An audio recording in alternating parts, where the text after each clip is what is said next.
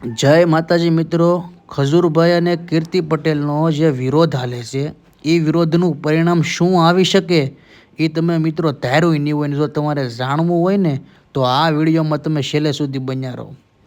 હવે કીર્તિ પટેલે ખજૂરભાઈને એમ કીધું કે તમે ગૌસરાણની જમીન વાળી લીધી છે.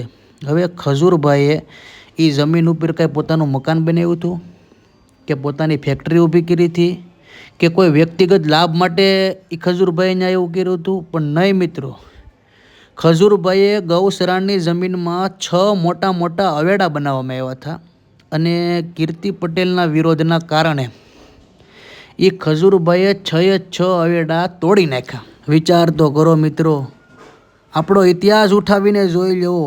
ગાયોના રક્ષણ માટે કેટલા લીલા માથા શૂરવીરોએ દીધા છે અને આ ખજૂરભાઈએ 6 અવેડા બનાવવામાં આવ્યા હતા ગાયોના. એ આના માનસિક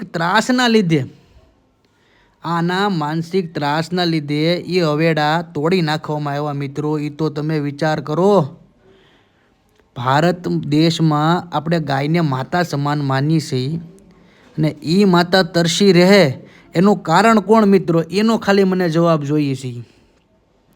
ખજૂરભાઈએ તો 6 અવેડા એટલા પ્રેમથી બનાવ્યા હશે અને એના એ 6 અવેડામાં પોતાનું બુલડોઝર જ્યારે એમ કહેવાય કે એને તોડવા માટે જતું હશે ત્યારે પોતાના હૃદયને કેવું થતું હશે મિત્રો? તમે વિચાર કરો. કીર્તિ પટેલ, હવે તું સમજી જા.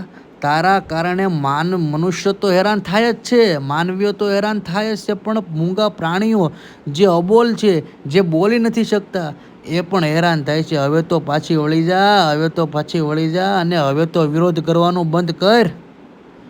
જો મિત્રો, તમે જો ખજૂરભાઈને સપોર્ટ કરતા હો તો આ વિડીયોને લાઈક કરો, શેર કરો અને સબસ્ક્રાઈબ કરો.